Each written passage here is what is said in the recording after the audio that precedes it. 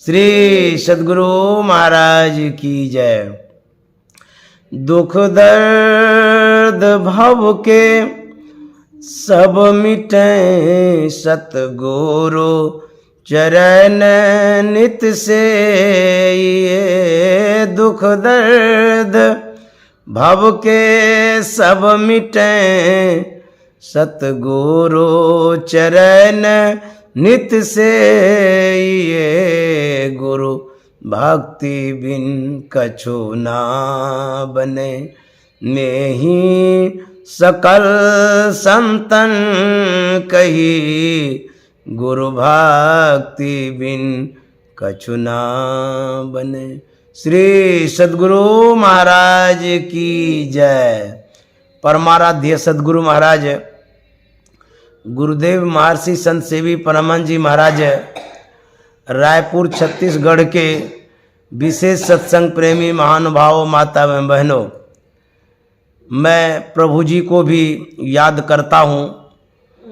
आदरणीय हमारे परमेश्वर अग्रवाल बाबू, जिन्होंने हमें बहुत स्नेह और सम्मान भी दिया, और हमारी माता जी हैं सुमित्रा माता जी, उनको भी बहुत नमन करता हूँ, जिन्होंने मातृत्व स्नेह भी दिया।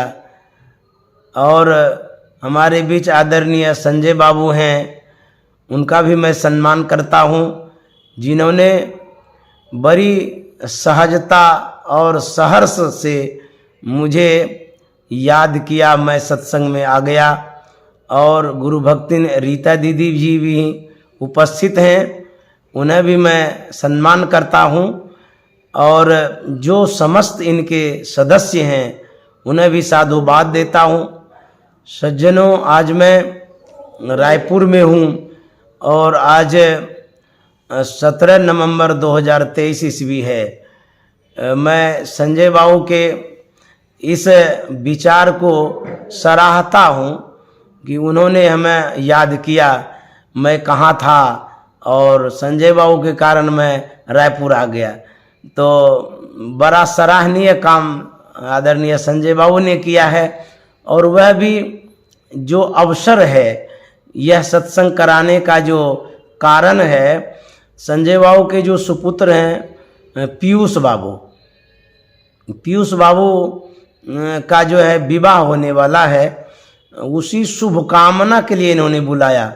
और माता जी भी कह रही थी पीयूष बाबू के लिए सत्संग है। तो कल भी मैंने सत्संग किया, और आज भी सत्संग कर रहा हूँ। तो माता जी का जो पोता है पीयूष बाबू, विशेष रूप से आज का सत्संग उन्हीं के लिए है।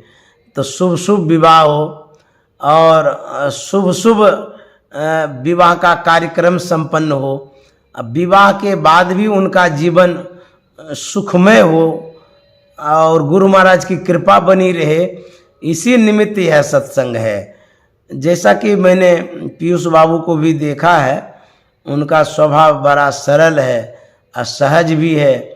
जो हमारे प्रभु जी हैं, उनका स्वभाव जितना एकदम सहज था, वैसा ही पीयूष बाबू का भी मैं देखता हूँ। उसी तरह का विचार बुद्धि का मैं देखता हूँ उनको। तो ये हमारे जो पीयूष बाबू हैं की शादी होगी, उसकी शुभकामना के लिए हम आए हैं। तो मैं आज उन्हीं के निमित्त सत्संग कर रहा हूँ। और उनके पिताजी भी संजय बाबू बड़े अच्छे संस्कार के हैं। उनकी जो माँ है, उनकी माँ भी बहुत अच्छी सत्संगिनी भी हैं।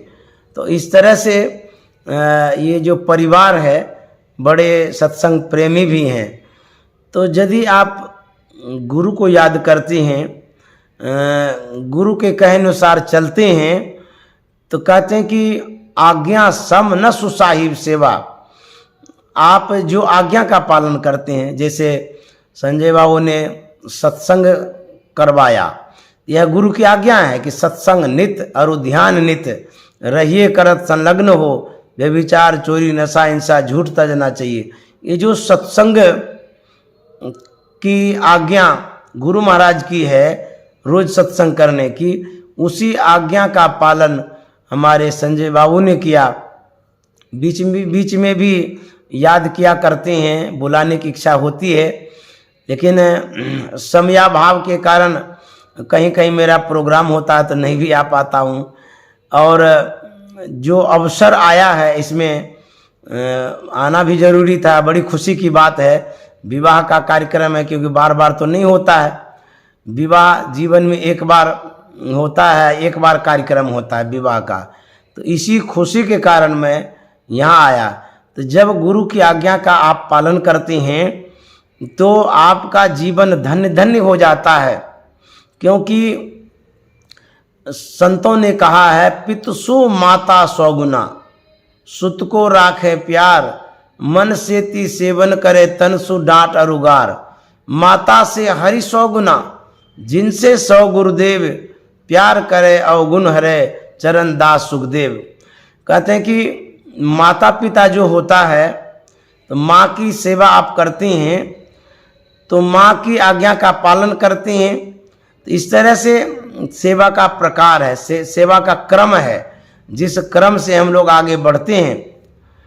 पिता का भी सेवा सराहनीय है, माता का भी सेवा सराहनीय है, परमात्मा की भी सेवा सराहनीय है, और गुरु की सेवा भी सराहनीय है। सब अपना अपना स्थान पर, अपने अपने जगह पर सब सराहनीय है। इसलिए कहते हैं माता पिता परमात्मा और गुरु की सेवा करनी चाहिए। हमारे प्रभु जी हम लोगों के बीच में सशरीर में नहीं है, लेकिन उनकी सद्भावना तो है, सदिच्छा तो है। वो जिस रूप में जहाँ भी होंगे वो जरूर अपने पोते के लिए अच्छा सोचते होंगे, सब कुछ बढ़िया से हो जाए। और काश यदि हमारे प्रभु जी हम लोगों के सामने आज होते तो मतलब इस कार्यक्रम में और भी चार चांद लग जाता। कितनी खुशियाँ होती, कितना अच्छा लगता, सोच सोच कर करके हम लोग देखें। तो खैर कोई बात नहीं है, हमारे प्रभु जी यादों में तो है ना। उन्होंने जो प्यार स्नेह सम्मान दिया है, पोते को भी बहुत सम्मान दिया, बहुत मानते भी थे। तो इस दृष्टि से पोते के ऊपर प्रभु जी की भी कृपा है, गुरु की भी कृपा है, दादी माँ की भी कृपा है, माता पिता की भी कृपा है और कृपा बनी भी रहेगी। हमारे जो पीयूष बाबू हैं तो वो बड़े सरल सीधे है ही हैं, और जो हम लोग सत्संग कर रहे हैं उनके आशीर्वाद के लिए तो कर रहे हैं। तो कहते हैं इस तरह से जब हम माता पिता परमात्मा और गुरु से जुड़ते हैं, उनसे प्रार्थना करते हैं, उनकी सेवा करते हैं तो कृपा होती है। तो जब शरीर में कोई बुजुर्ग नहीं होते हैं, या माता पिता नहीं होते हैं, या गुरु नहीं होते हैं, तो उनकी सेवा कैसे करें। जैसे मान लीजिए प्रभु जी हमारे नहीं हैं, सशरीर में नहीं हैं, लेकिन हम लोगों में से जितने सदस्य हैं उनके व्यवहारों को तो आप जानते ही होंगे, उनके गुण को जानते होंगे, विचारों को जानते होंगे। उनका जो विचार है, उनके विचार के अनुरूप जो आप काम करते हैं वो सेवा है उनकी। जैसे हमारे प्रभु जी सत्संग में बैठते थे, उनकी विशेष रुचि होती थी सत्संग के प्रति, और जब मैं प्रवचन करता था तो वो बैठे ही रहते थे माता जी के साथ साथ। तो मैं देखता था कि सत्संग के प्रति लगाव था, झुकाव था, और उनकी इच्छा होती थी कि सत्संग हो तो मैं सुनूं। यहाँ तक कि उन्होंने अंतिम इच्छा जाहिर की थी कि बाबा को बुला दीजिए, मुझे सत्संग सुनना है। वह अंतिम सत्संग भी था प्रभु जी का। तो उनकी क्या इच्छा थी? उनकी इच्छा थी सत्संग सुने। तो जब आप सत्संग अभी करा रहे हैं, आदरणीय संजय बाबू जो करा रहे हैं, ये प्रभु जी की इच्छा के अनुरूप करा रहे हैं, उनकी आज्ञा का पालन कर रहे हैं। तो कहते हैं आज्ञा का जो पालन करते हैं वो सबसे बड़ी सेवा होती है। तो संजय बाबू तो पिताजी की सेवा कर रहे हैं, गुरु की सेवा कर रहे हैं, माताजी की सेवा कर रहे हैं सत्संग के माध्यम से। तो इस तरह से सेवा करके कहते हैं सेवा करने वाले को फल मिलता है, आशीर्वाद मिलता है, जो इच्छाएं होती है उस इच्छा की पूर्ति होती है। तो जो सत्संग करा रहे हैं इसमें बड़ों की इच्छा है, बुजुर्गों की इच्छा है, सदगुरु की इच्छा है, तो इस इच्छा में जो अपनी इच्छा जोड़ दिए हैं संजय बाबू ने, तो सबों की कृपा है इस पर और सबों का आशीर्वाद है। हमारे चरणदास जी महाराज कहते हैं कि कल्प वृक्ष गुरुदेव मनोरथ सब सरै, काम धेनु गुरुदेव क्षुधा तृष्णा हरै। गुरुदेव कैसे होते हैं? कल्प वृक्ष के समान होते हैं। वृक्ष के सामने जब जाएंगे, कल्प वृक्ष के सामने जब जाएंगे, आपके मन में जो कामना होगी, जो इच्छाएं होगी, उसकी पूर्ति तत्क्षण हो जाती है। तो यह जो सत्संग कर रहे हैं ये भी कल्प वृक्ष के समान है। यदि आप कामना करते हैं, अभी क्या कामना है? जैसे संजय बाबू के मन में है कि हमारा जो पुत्र है उसका जो विवाह का कार्यक्रम है वो मंगलमय संपन्न हो और उनका जो विवाह का कार्यक्रम है उसमें निर्विघ्नता पूर्वक संपन्न हो, उसमें गुरु की कृपा बनी रहे, यही तो कामना है।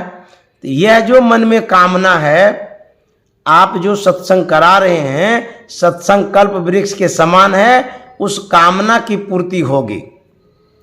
क्योंकि जब आप इच्छा जाहिर करते हैं या मन से कुछ सोचते हैं तो सद्गुरु महाराज उसका भी सम्मान करते हैं और उस इच्छा के अनुरूप भी कार्य किया करते हैं। तो जो हमारी भावना है या इस परिवार की भावना है कि विशेष रूप से, मुख्य रूप से विवाह अच्छे ढंग से संपन्न हो, तो उसमें सद्गुरु महाराज की कृपा है और कृपा रहेगी भी।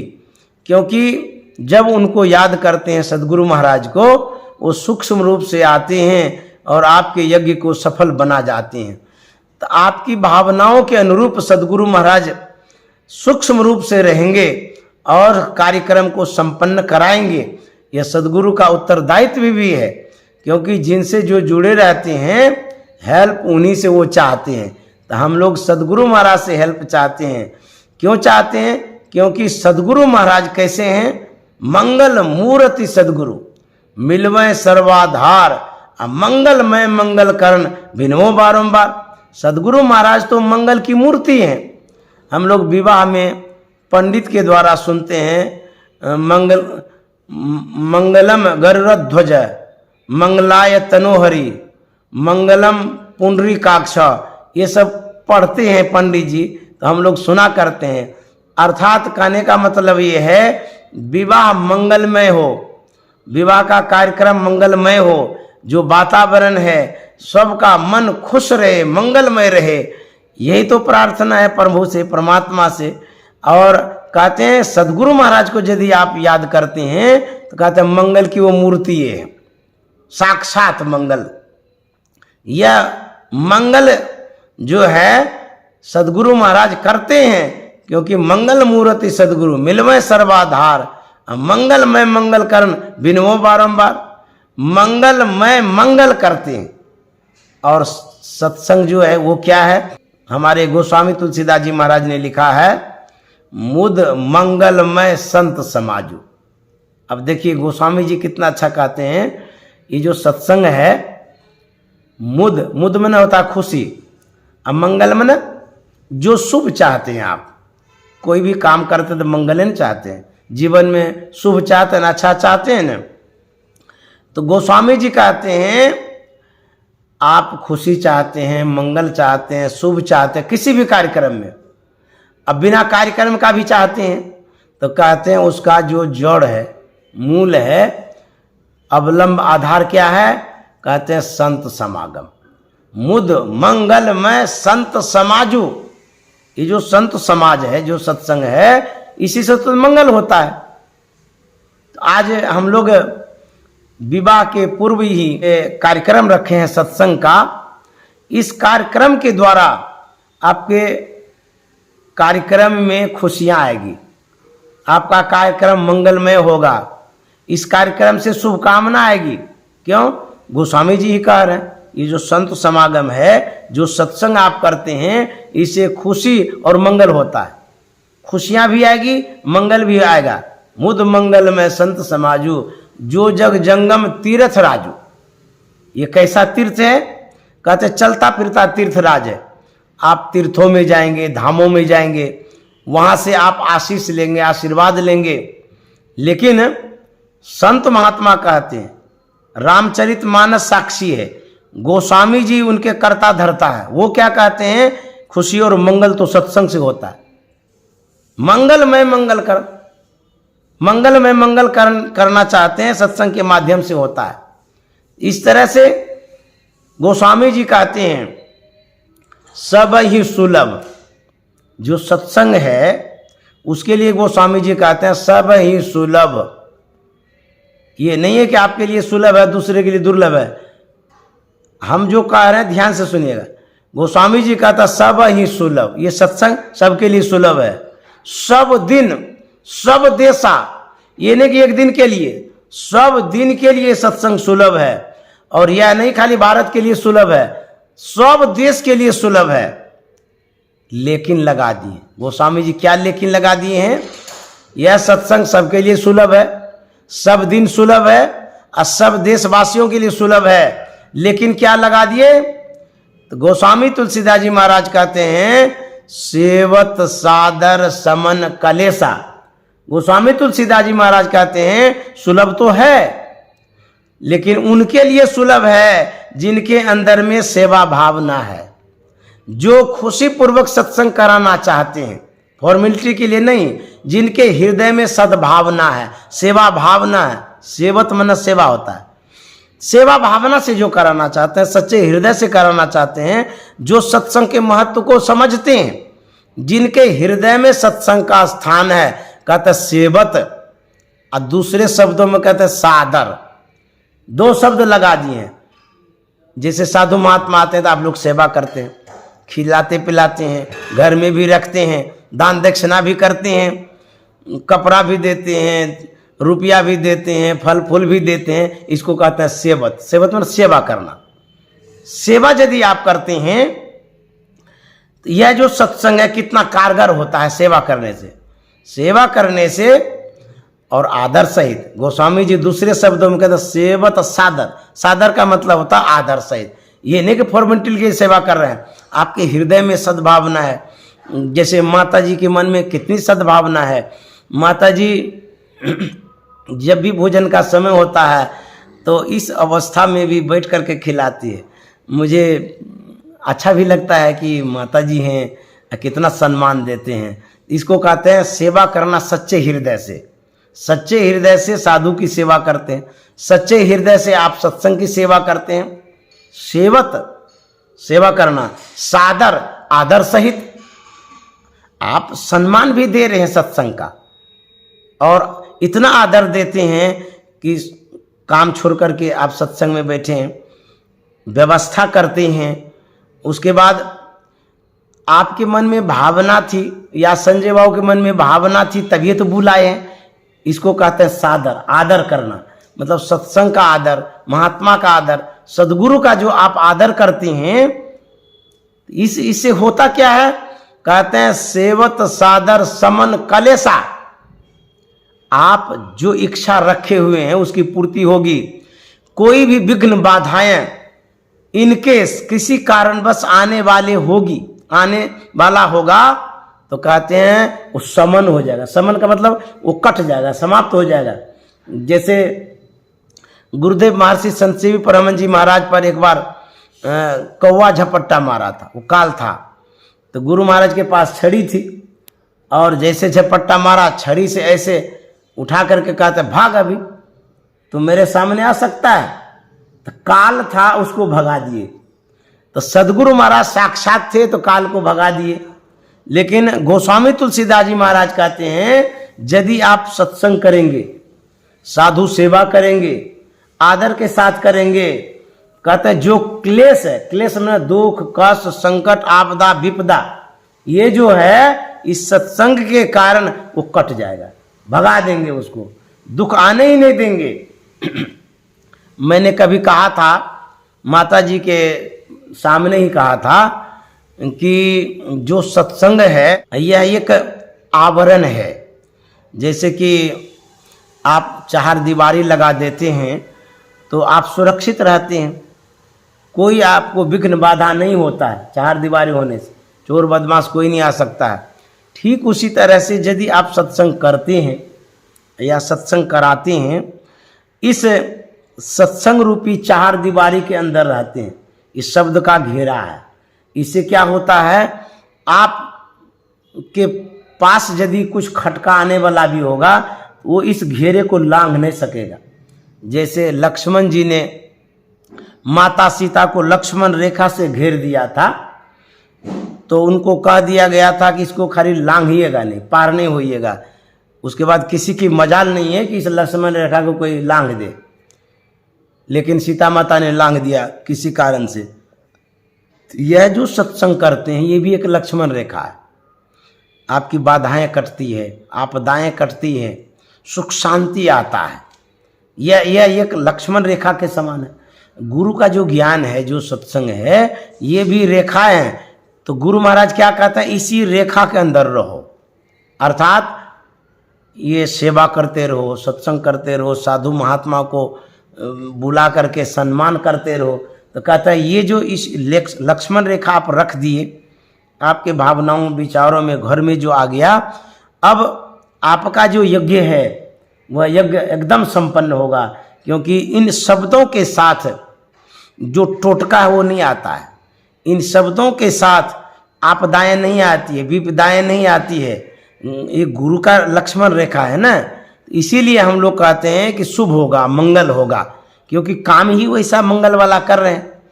जब आप विवाह कराते हैं तो पंडित जी को बुलाते हैं, तो पंडित जी भी तो वही मंत्र पढ़ते हैं मंगल वाला। तो ये जो सत्संग कर रहे हैं ये भी मंगल वाला शब्द है। तो कहता सेवत सादर समन कलेसा, यदि आदर सहित सेवा करिएगा, सत्संग करिएगा, तो समन का मतलब होता समाप्त हो जाना, और कलेसा का मतलब तो कोई भी कष्ट, कोई भी दुख। यदि सेवा करेंगे, सत्कार करेंगे, सब दुख आपका दूर हो जाएगा।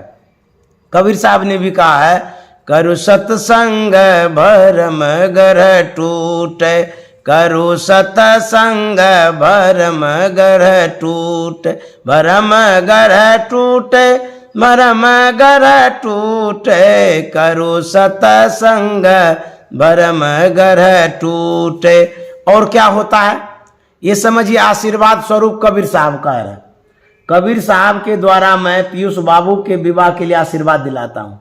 तो क्या आशीर्वाद देते हैं कबीर साहब, दुख दरिद्र निकट नहीं आवे, दुख दरिद्र निकट नहीं आवे, काल जाल भ्रम छूटे, भरम ग्रह टूटे, करु सत्संग भरम ग्रह टूट। देखिए कितना बढ़िया कबीर साहब कहते हैं, सत्संग करेंगे तो जो काल है, जो जंजाल है, जो दुख है, दरिद्र है, सब समाप्त हो जाएगा।